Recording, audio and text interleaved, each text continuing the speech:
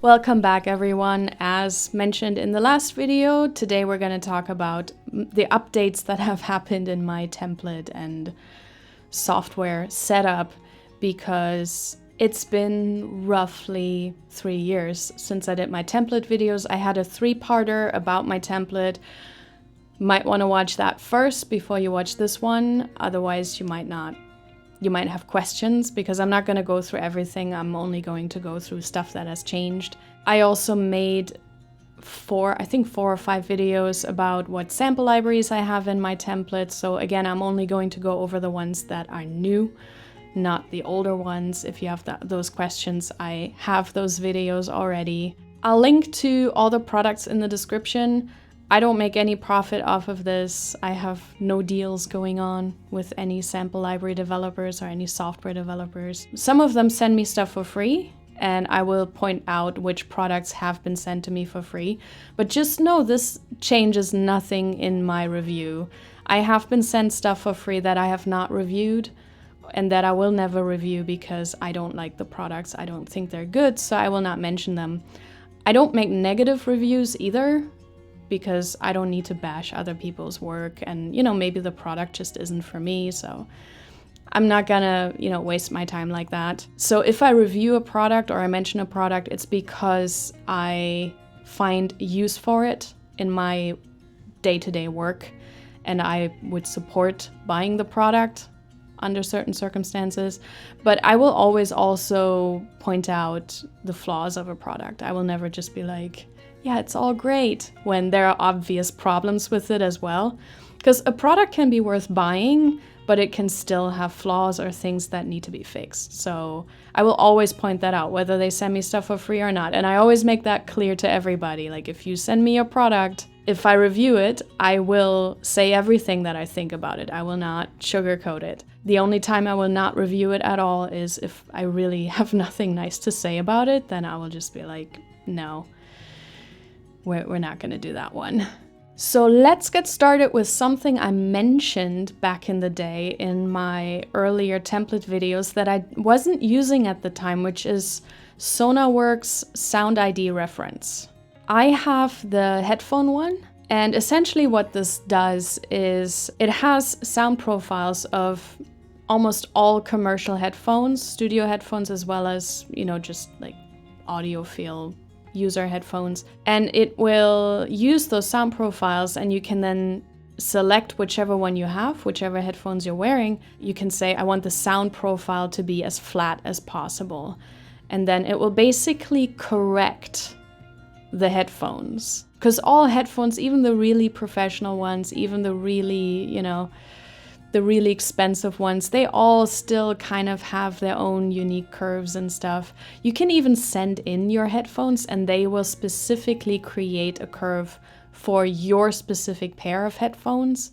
They also have the same thing for speakers and all that stuff. Highly recommend getting this. The headphone one, when I bought it, was just $99, I think. Greatly improves everything, especially if you have a bad monitoring situation. But also, even the really good headphones that I have, they sound better with SoundID. They sound more linear, and they have less pronounced peaks here and there.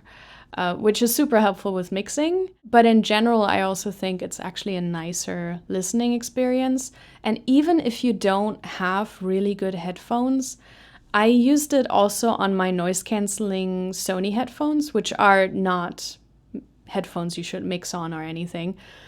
But it creates a surprisingly flat sound when you apply it. It even has different presets for when the noise canceling is on versus off and all that stuff. Super interesting, but it's really good even with headphones that aren't designed to be studio headphones. So highly recommend this, because if your monitoring situation isn't good, your mixes will probably always suffer, because you can't correct what you can't hear. Now, I added a bunch of new reverbs. I already made a video about the Liquid Sonics reverbs. I added Cinematic Rooms, Seventh Heaven, Lustrous Plates. I have more from from that company. I also got Valhalla Shimmer, which I didn't have in my earlier videos. And I also bought Black Hole on sale. I would always wait for it to be on sale because very often you can get it for like 29 bucks. I got rid of the Renaissance compressor by Waves because, you know, there was this whole outrage when they announced they're going subscription only, and I was like, well, we're not gonna do that, because I said it on Twitter already, if any developer that goes subscription only is gonna lose me as a customer, because we're not doing that. Let me buy your products. No more subscriptions, just let me own shit. I will pay for an upgrade. I'll just make a separate video about that whole rant about subscriptions. But anyway, my point is, they announced the whole subscription thing, and I was like, well, I had been waiting for a reason to abandon Renaissance Compressor anyway. Not because it's a bad piece of software, but rather it's old and there's, you know, better stuff out there. So this was kind of the moment for me to switch. And by the time they announced that they're rolling back their intention to do subscription only, I had already switched, so... Sorry, Waves, you lost a customer. But so I took that opportunity to basically completely switch to the iZotope infrastructure, because I already had so many iZotope plugins and love all of them. And it's just such a great infrastructure to invest in because all the plugins communicate with each other. And they also have these AI assistants in there that can help. And also, if you're an existing customer, actually, if you go into your account, I didn't know this initially, but if you go into your iZotope account, there's a tab saying loyalty discount, and you can get cross grades and upgrades for really cheap. So I did all of that basically. So I got Ozone 10, the upgrade, I got RX 10, the upgrade, and then I did a cross grade to Neutron 4. And I think Ozone 10 Advanced also came with tonal balance control too. So that entire infrastructure has improved my mixes so much. Obviously, I've been using Ozone for a long time. Have always loved Ozone. I feel like I should make a separate video about iZotope products, but honestly, their own videos are so good. I would just go to their YouTube channel and just look up the products, and they make these long chaptered videos where they explain every single functionality of it. Neutron, I love like the sculptor that's in it, but also the unmask feature where you can basically just put the unmask plugin onto a track and link it to another track, kind of like a sidechain EQ or sidechain compressor. But it has this smart analyzer in it that just, you know, does all the frequencies, the entire frequency spectrum or whatever frequency spectrum you select in real time. And it's just mind-blowingly good. I have used tonal balance control endlessly. It's a super interesting thing, especially if you have temp music and the director really loves the sound profile of the temp music. I just throw it into tonal balance control.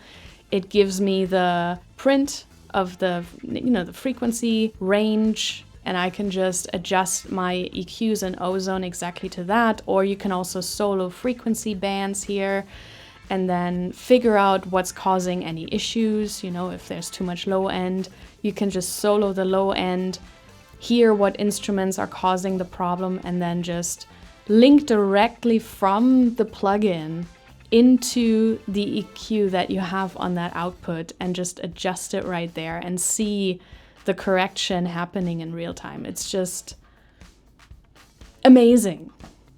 Amazing.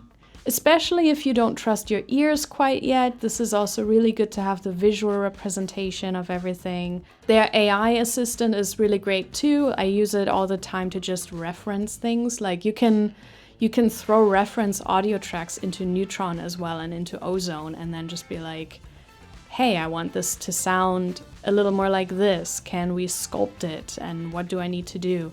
It's not always accurate, of course. You still have to trust your ears a little more and come in with a bit of expertise, but it can be so helpful, I think, to see what it's doing, and it's only gonna get better over time. So highly recommend the iZotope infrastructure of all of their plugins and the way these plugins all communicate with one another. I've also started using Thermal by Output, which is a distortion plugin, essentially. You've seen it in the making of to The Devil Conspiracy. We've been using that on that movie to get this kind of gritty sound. I've also started using Melodyne a lot more. I don't know if I had that back then, but super useful if you need to, you know, correct anything, any pitch or timing or anything like that, even the loudness of individual notes. You could even use it to correct MIDI, I guess, but I use it to specifically correct, you know, when I play my flutes and stuff, sometimes certain notes are a little out of tune or whatever, or some notes are a little louder than others, and I'm not a professional player, so you know, a professional player would have a much more even performance, but for me it's like, you know, or sometimes I notice that I need a note that is slightly out of the range of the flute, so I'll just play a wrong note on purpose, and then I'll just go into Melodyne and just, you know, increase the range of the instrument by an extra second or whatever. Anyone who tries to play the melodies from some of my scores is gonna be like, this whistle does not have that note. And I'm like, I know. I artificially created that. Anyway, Melodyne, super helpful to correct anything. Melodyne, and I want to say iZotope RX for audio correction, fantastic. And I want to reiterate Soundtoys. I had not been using all of Soundtoys when I made my first videos. I mentioned some of them, like Echo Boy and stuff I use all the time, but I've just recently started using the crystallizer, which is really cool, especially in reverse mode. And I've also started using the tremolator, which is kind of like an arpeggiator or pulse engine, I guess.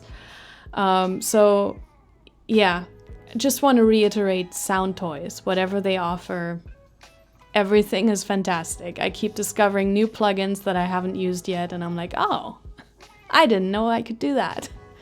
So especially if you want to be creative, and especially if you start recording your own instruments and then throw some Soundtoys stuff on it and experiment with it. It also comes with effects racks that I also have not experimented with enough yet. But if you're looking to make unique sounds, this is really cool. I should also say, out of all of these that I've mentioned, only Thermal was sent to me for free by Output. Everything else I've paid for. Now let's get into what has actually changed routing-wise in my template. As you can see on the first page, not a lot has changed. I still have my old setup. We got Vienna Ensemble Pro going. The only thing I've added here is a bunch of libraries. We're gonna get into those in the next video because I'm running out of time. The instance of World Instruments is new, but the other ones have pretty much stayed the same, except I've added a bunch of instruments here. And then on this page, not a ton has changed. What I've added is a Textures FX folder, because I've had a lot of projects that required orchestral effects and just kind of special texture sounds. And so I made a specific folder for that with, again, a bunch of new libraries that I'm gonna get into in the next video. But so it felt necessary to kind of separate these out. My synth folder has gotten a lot bigger just because I've had a lot more projects that needed a lot more synthesizers, so we got that going. I also, for a lot of them, added some quick controls for the XY pads and such for my Monogram CC that I talked about in the other video. And then I've added, again, a bunch of world instruments because of the projects I've been working on. And for some of these, I have actually started adding expression maps.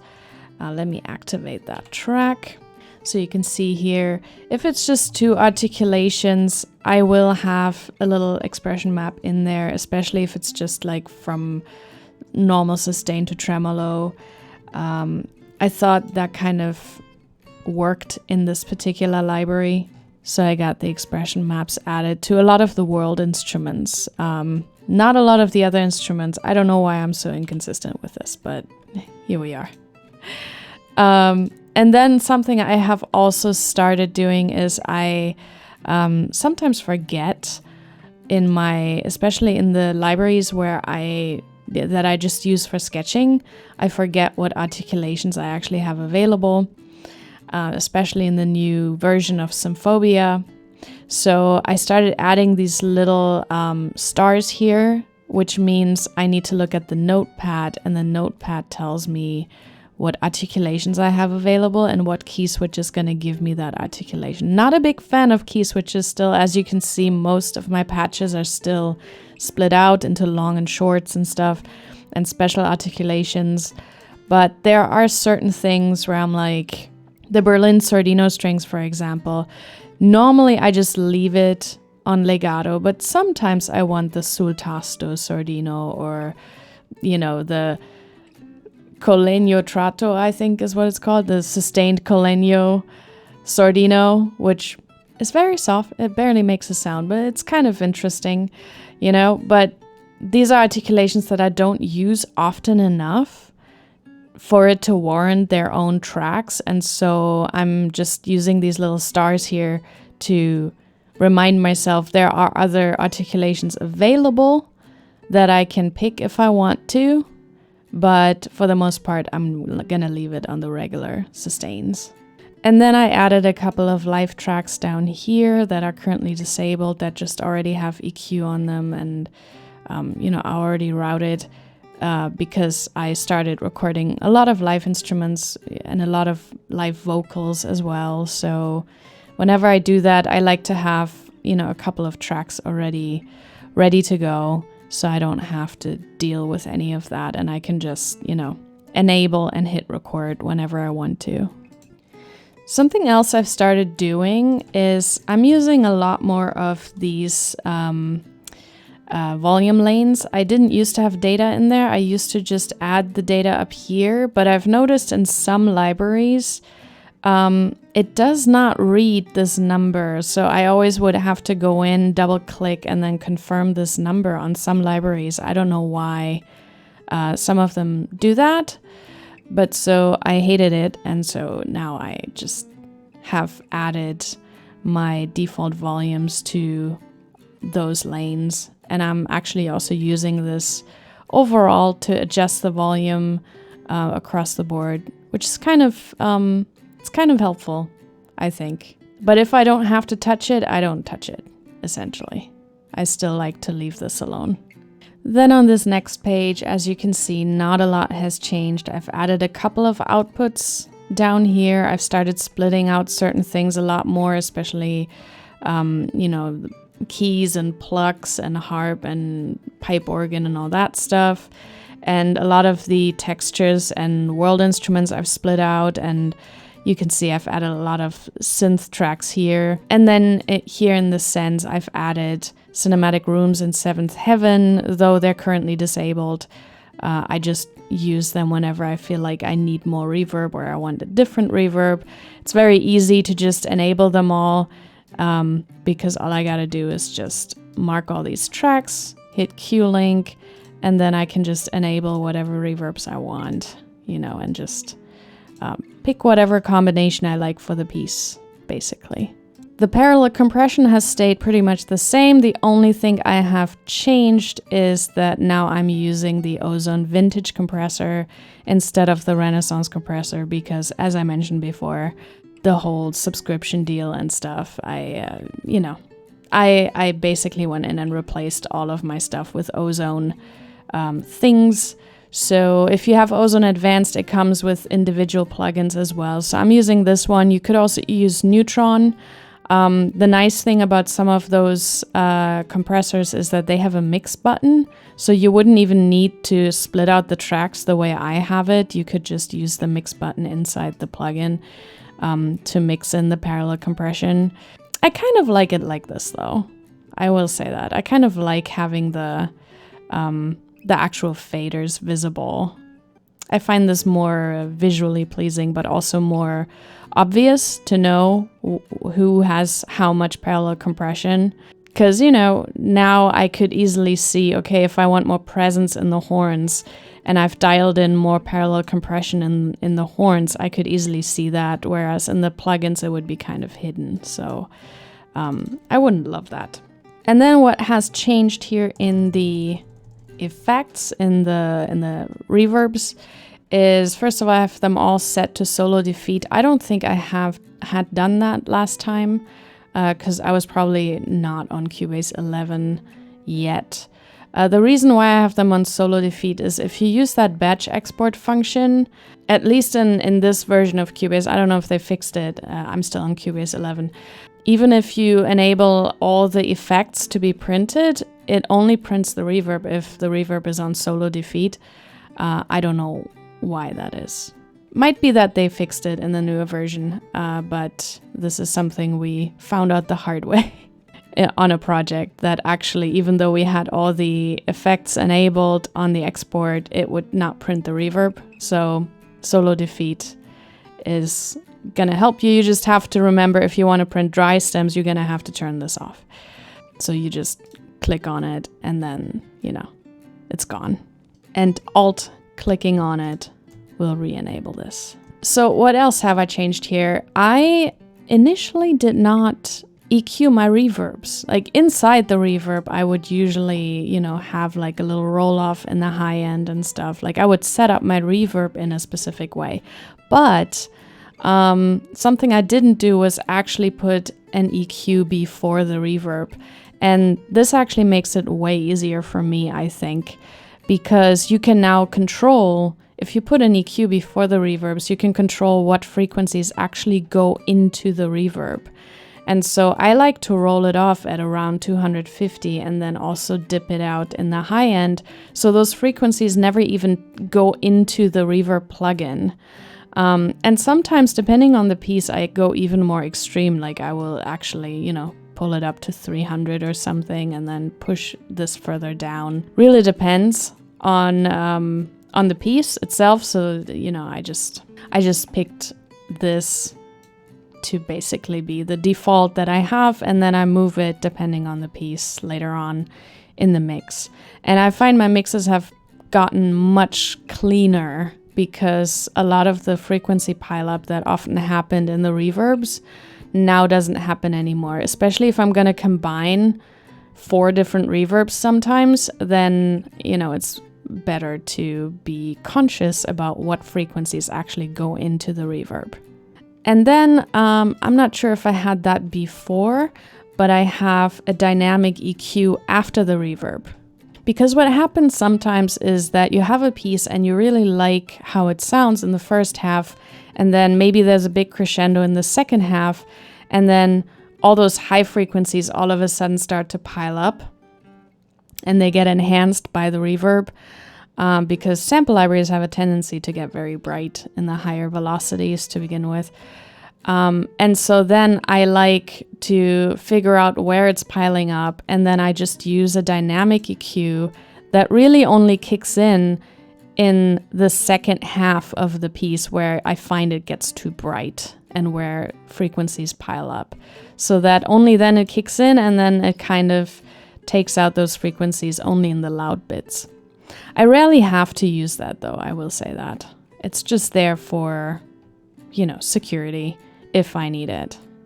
My mix stems have mainly stayed the same.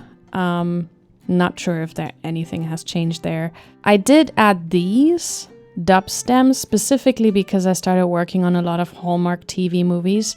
And for those, I don't deliver mix stems. I deliver stems directly to the dub stage. And whenever I do that, I basically need these types of splits, sometimes even less. And then I also need all the effects printed on them and everything. So that's why I have these set up, in case I don't need mix stems, but rather final stems for the dub stage already. So we're kind of skipping the mix step on those movies. And then, as mentioned before, on the master fader, I added tonal balance control right here. And I got Ozone 10 I think in my last template it was Ozone 8 probably. And then I got SoundID reference on it to, you know, hear the music in the most flat way possible, depending on what headphones I'm wearing. And then I got a disabled instance of Neutron on here. Sometimes I do love to use the sculptor on the master fader. Just got to be careful with that because once you print stems, this isn't going to kick in exactly the way that you want it to kick in, because then it's reacting to the individual stems. So I try not to use it, but if you're mastering or if it's just an album mix and you don't actually print stems or anything, you can obviously use that. Now, as mentioned, I ran out of time, so we're gonna get into sample libraries next time. I already recorded it all and it's already edited. I just need to get the sample library footage going, and then you guys can have the sample library additions to this template next week. Overall, nothing else has changed in my template. It's a work in progress. I keep adding new things. I also deleted some other things that I'm just not using anymore, or that I've been using less. So yeah, it's a living, breathing thing that changes every year, basically with every project. That's pretty much about it. Like, I still do everything else the same way with the negative track delays and the split out patches and all that stuff. Still got an EQ on all of my outputs. Still got the parallel compression and the reverb going similarly. So yeah, not much else has changed. I hope this was helpful. Let me know if you have any questions about any of these products, and I'll try to answer them in the comments if I have the answers. I'll also link to all the products so you can check them out and check out the product demos and stuff. Some of these I will do dedicated videos about, like I said, once the projects are out where I use those things. But yeah, for now, that's all that I have to say about this, and I'll see you guys in the next video.